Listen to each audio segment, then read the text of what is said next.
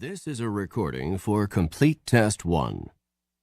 If you are having difficulty hearing the audio, make any necessary adjustments in the volume now. Read the directions in your textbook as you listen to the directions on this recording. Section 1. Listening Comprehension. In this section of the test, you will have an opportunity to demonstrate your ability to understand conversations and talks in English. There are 3 parts to this section, with special directions for each part. Answer all the questions on the basis of what is stated or implied by the speakers you hear. Do not take notes or write in your test book at any time. Do not turn the pages until you are told to do so. Part A.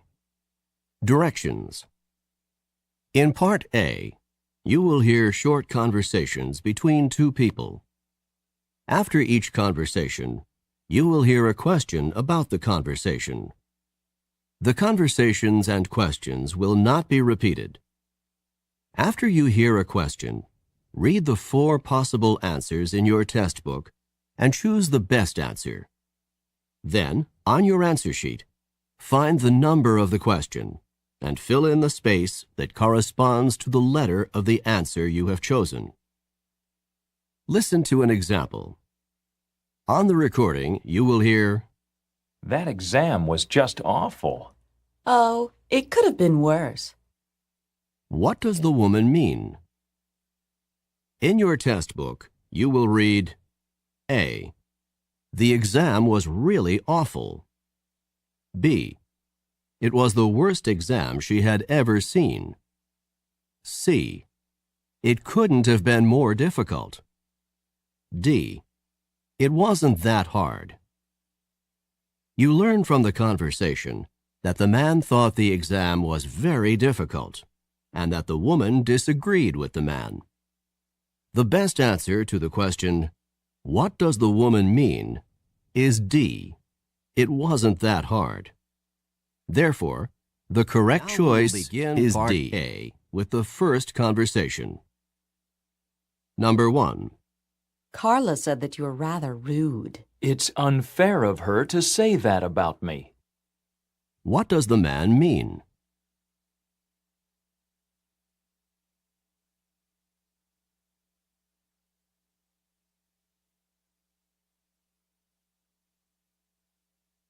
Number 2. I don't think this painting is very good. It's better than the first one, isn't it? What does the woman say about the painting?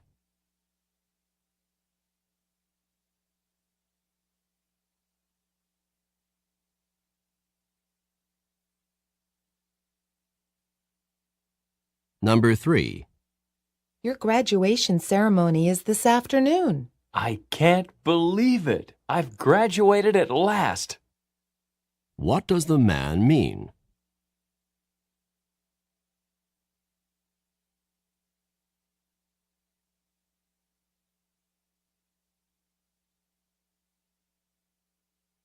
Number 4.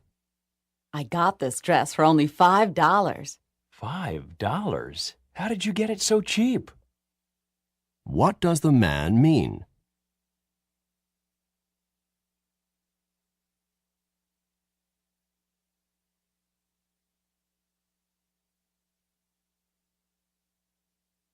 Number 5. I just got my 3rd parking ticket this week. Why don't you try putting more money in the parking meter when you park your car? What does the woman suggest that the man do?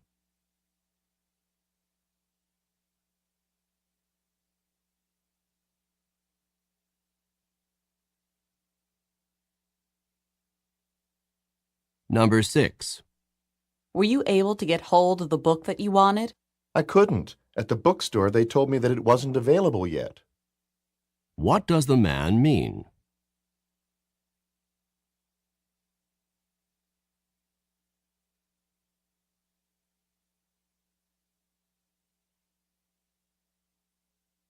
Number 7.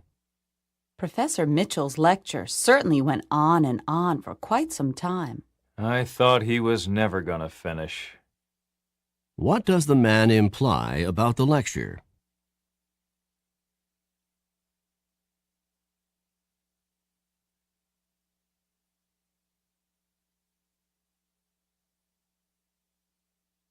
Number 8.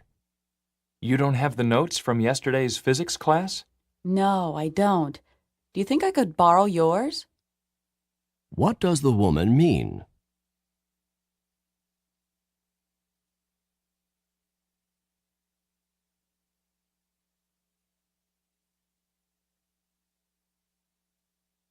Number 9. You said that you wanted to go shopping this afternoon. What do you want to get? I think I'd like to get my dad a new wallet for his birthday. What does the woman mean?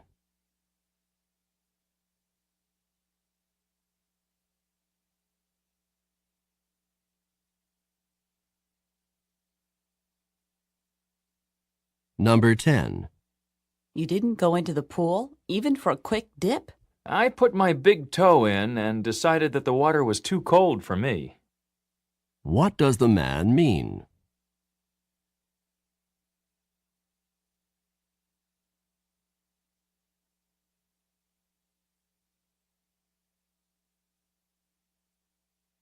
Number 11. Do you know where your sweater is? I think I left it at my sister's house, but I'm not sure. What does the woman mean?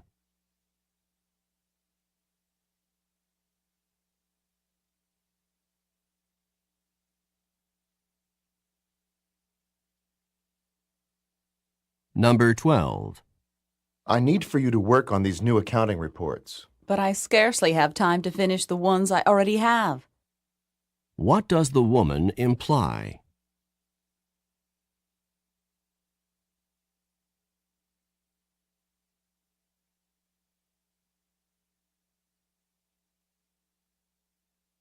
Number 13. How much longer do you think you're going to stay on that exercise machine? I give up. What does the man mean?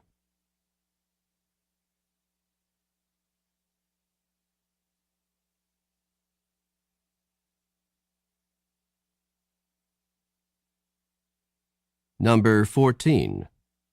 Look at those waves coming in. They're as huge as I've ever seen them. You can say that again. What does the man mean?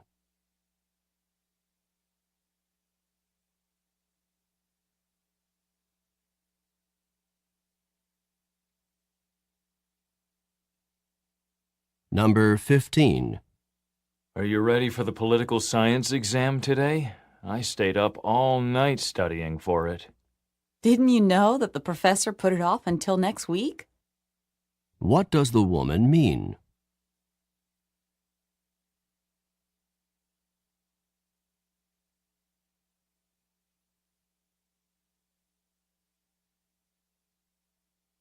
Go on to the next page. Number 16. I haven't turned in my schedule change form yet. Do you think that's a problem? You haven't turned it in yet? It's absolutely essential that you turn the form in immediately. What does the man mean?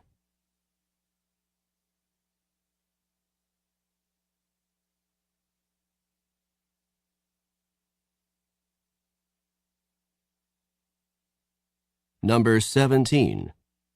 I'd like to try on some rings, please. Do you prefer rings in gold or silver? Where does this conversation probably take place?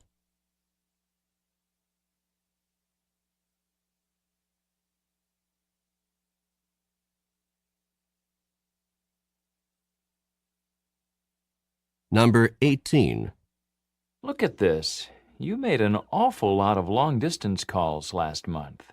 I called my family even more than usual. That's why the bill's so much higher than usual. What are the man and woman probably discussing?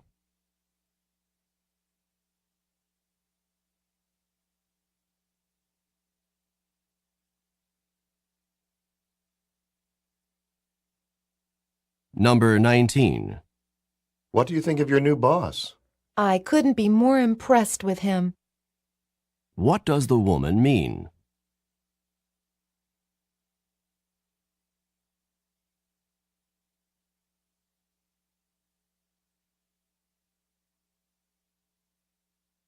Number 20.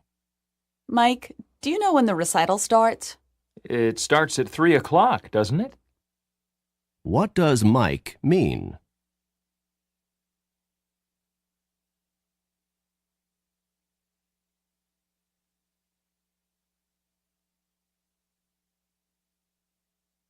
Number 21. If your tooth is hurting you so much, perhaps you should see your dentist right away. I don't really want to, but I guess I don't have much choice. What will the man probably do next?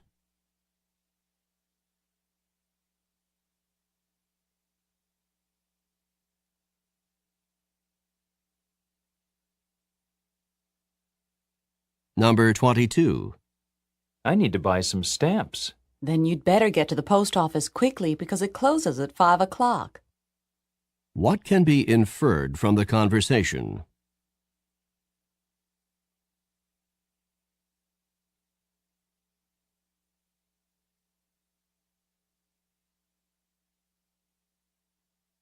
Number 23. Do you know how I can find the journal article that we're supposed to read for class tomorrow? The professor copied it and put it on reserve in the library. What does the man mean?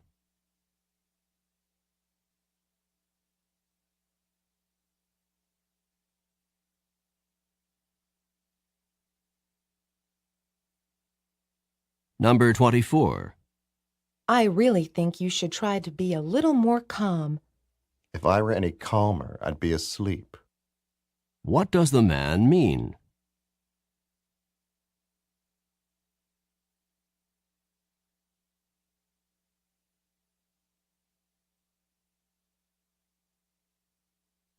Number 25. I don't think that news report can possibly be true. Neither do I. What does the woman mean?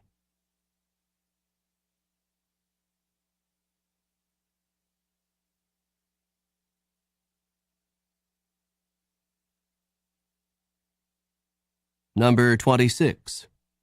Has management decided on a new policy for pay raises? It's still up in the air. I think it will be discussed again at the meeting next Friday.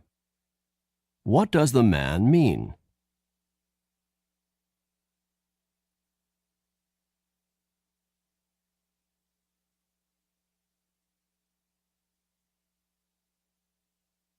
Number 27. I can't believe it's snowing today. It wasn't exactly unexpected. What does the man mean?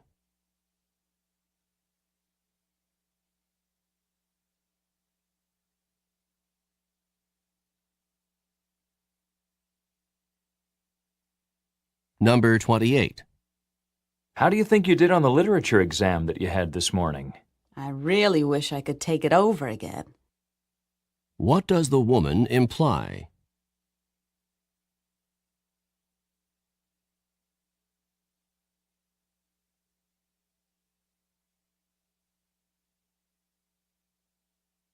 Number 29. You didn't have to wait outside. You could have just opened the door and walked right in. So the door was not locked. What had the man assumed?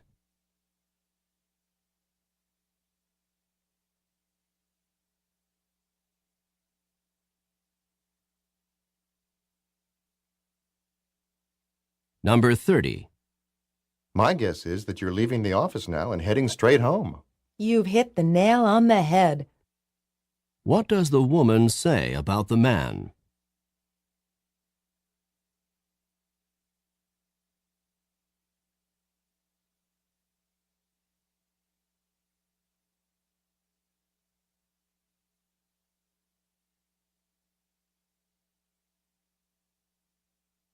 This is the end of Part A.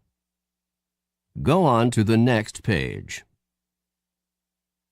Now, read along with me as I read the directions for Part B. Remember, you should not read ahead or turn the pages while the directions for this part are being read. Part B. Directions. In this part of the test, you will hear longer conversations. After each conversation, you will hear several questions. The conversations and questions will not be repeated. After you hear a question, read the 4 possible answers in your test book and choose the best answer.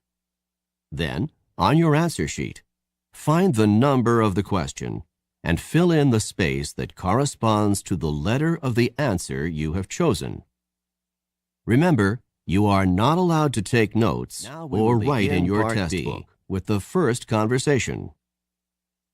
Questions 31 through 34. Listen as a man and woman discuss a haircut. Hi, Bob. Your hair looks nice. It's a bit shorter than usual, isn't it? A bit shorter? I don't think so. It's a lot shorter. When I look in the mirror, I don't even know who's looking back at me. So you got your hair cut, but you didn't get the haircut that you wanted. This is not even close to the haircut that I wanted. I asked to have my hair trimmed just a little bit, and the hairstylist really went to town. When I looked down at the floor, there were piles of hair, my hair, on the floor. I couldn't believe it. Well, what did you say to the hairstylist? What could I say? The hair was already cut off. I couldn't exactly say, please put it back on, although that's exactly what I did want to say. Well, at least your hair'll grow back soon. That's what everyone is saying to me. It'll grow back. It'll grow back. But it won't grow fast enough to make me happy. Maybe after you get used to it, you'll like it a bit more. Number 31. What seems to be true about Bob's haircut?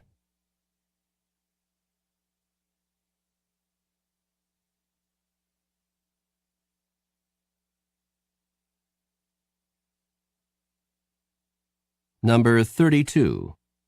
How does Bob seem to feel about his haircut?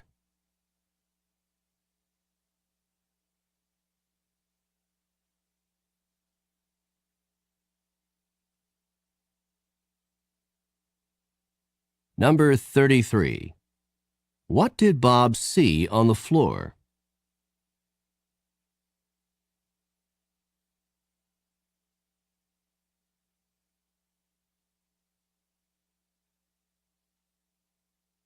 Number 34. What do people keep saying to Bob?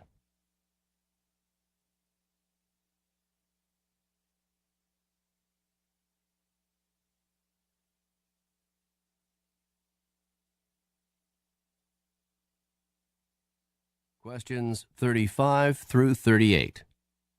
Listen to a conversation about a man's great-grandmother. I talked to my great-grandmother on the phone this morning. Your great-grandmother? Do you talk with her often? I try to call her at least once a week. She's a really wonderful woman, and she's over 85 years old. I enjoy talking to her because she's so understanding and because she gives me good advice. What advice did she have for you today? She told me to be careful because a big storm is coming. She said that a big storm is coming? Is she a weather forecaster? Not exactly. She says that she can feel it in her bones when a storm is coming. I know it sounds funny, but when she feels it in her bones that a storm is coming, she's usually right. That's not actually so funny. When people get older, the tissue around their joints can become stiff and swollen. Just before a storm, the air pressure often drops, and this drop in air pressure can cause additional pressure and pain in swollen joints. So when your great-grandmother tells you she thinks a storm is coming, she probably has some aching in her joints from the decreasing air pressure. Then I had better pay more attention to my great-grandmother's weather forecasts.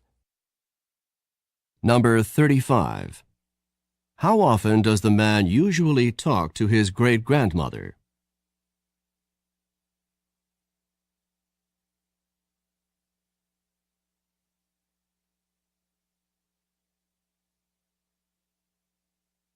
Number 36. What did the man's great-grandmother tell him on the phone this morning?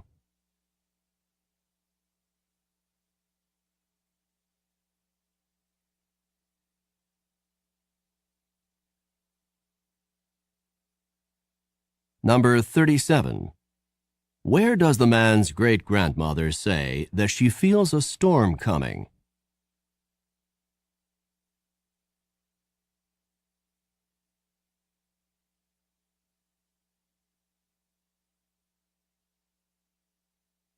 Number 38. What will the man probably do in the future?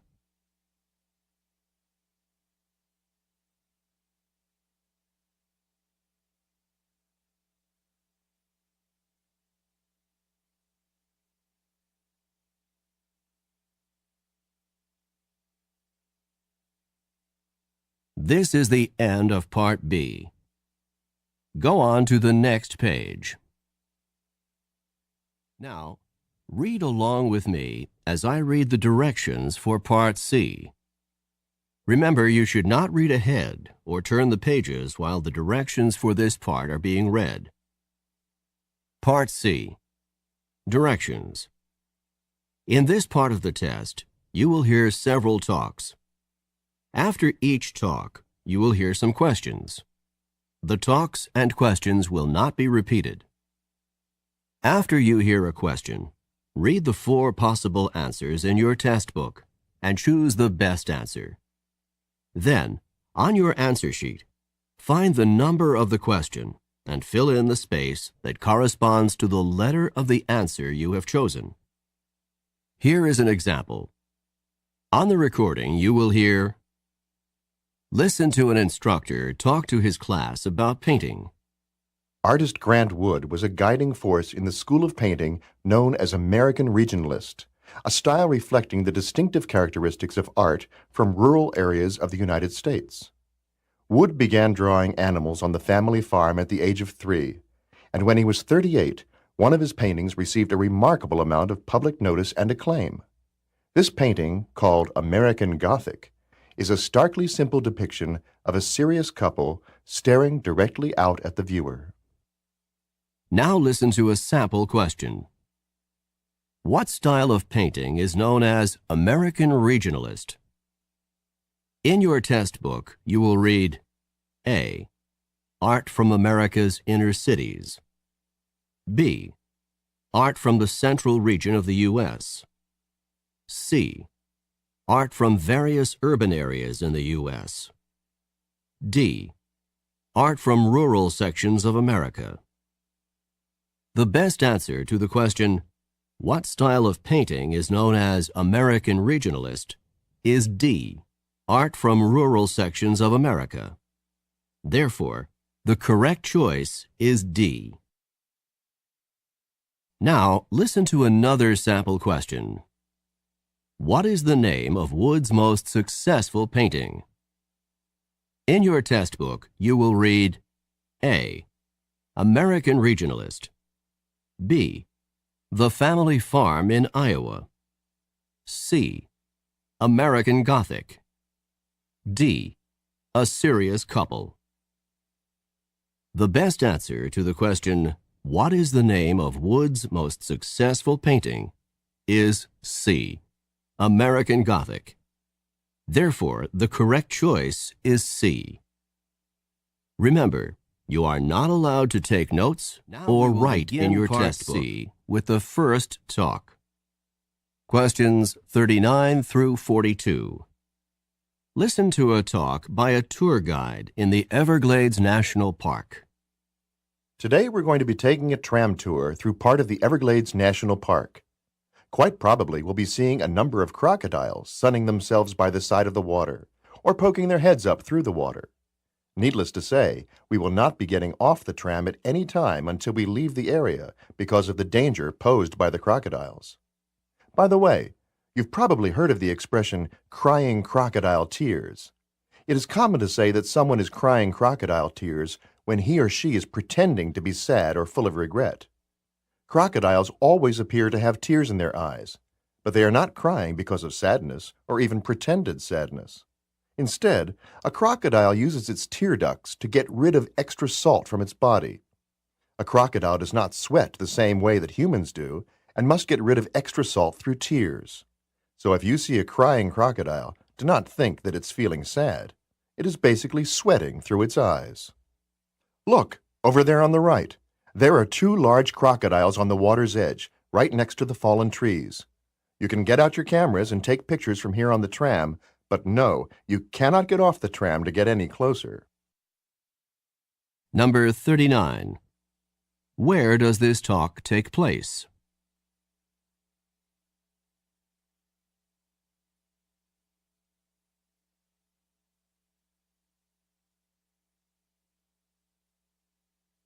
Number 40.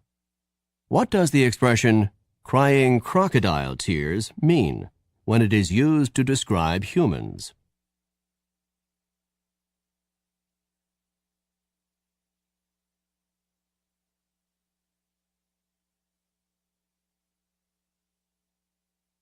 Number 41. Why do crocodiles have tears in their eyes?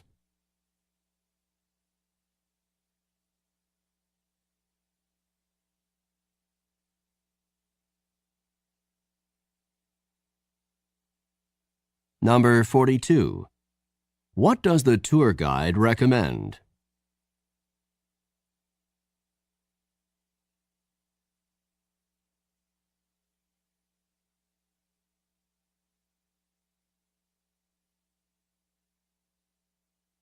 Questions 43 through 46. Listen to the following lecture by a university professor. Please take your seats now because I would like to begin today's lecture.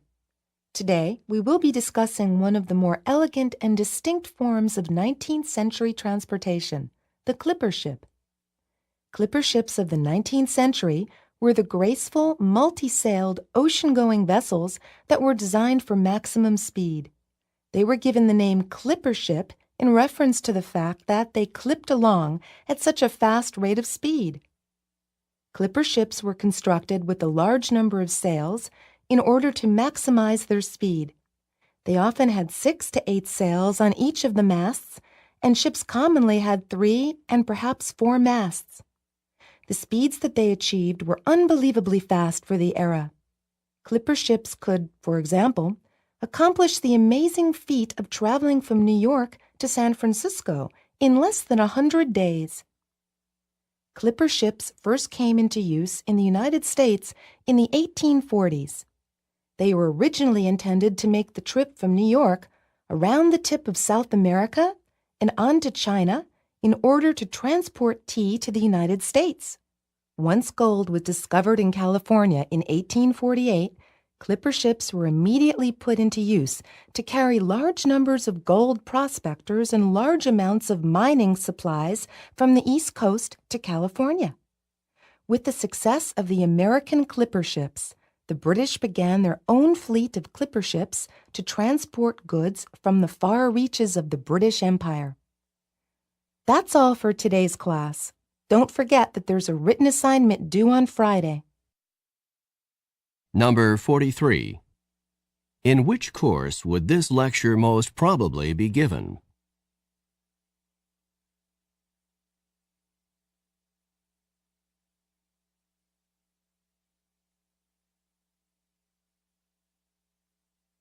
Number 44. What is the most likely meaning of the expression to clip along?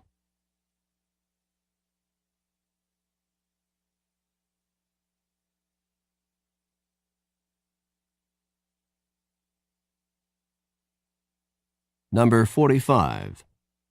What were clipper ships first used for in the United States?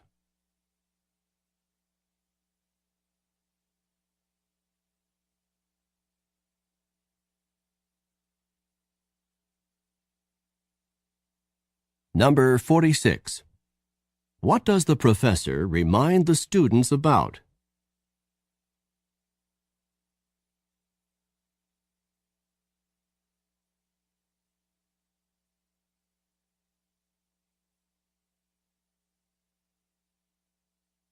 Questions 47 through 50.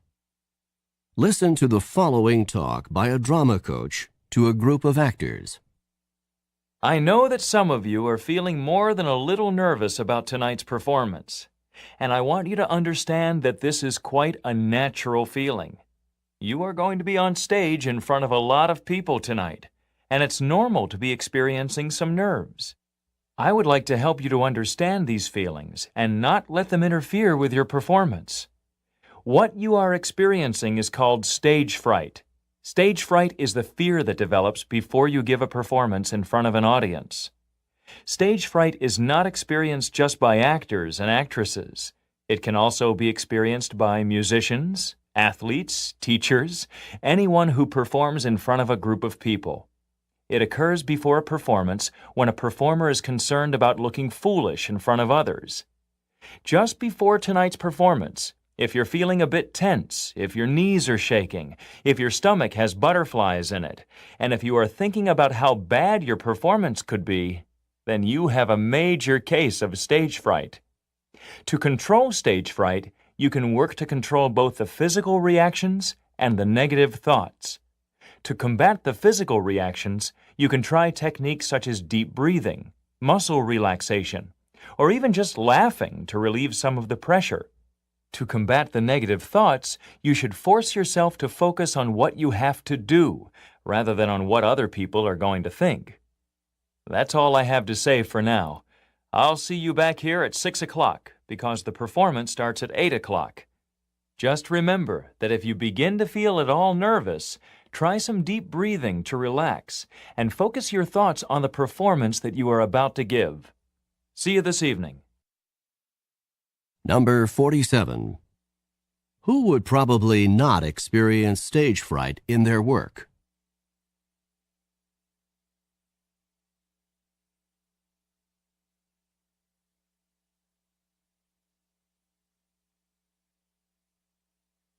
Number 48. What physical reaction might someone who is experiencing stage fright commonly have?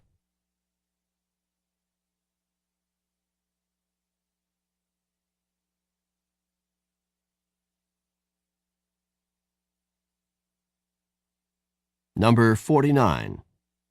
How can someone combat the negative thoughts associated with stage fright?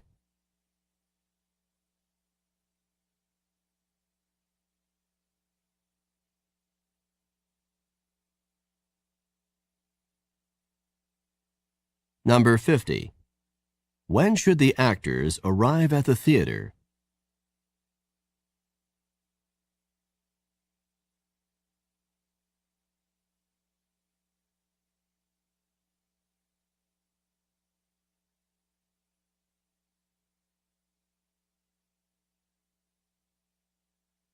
This is the end of Section 1. Stop work on Section 1. Turn off the recording. This is the end of CD 4.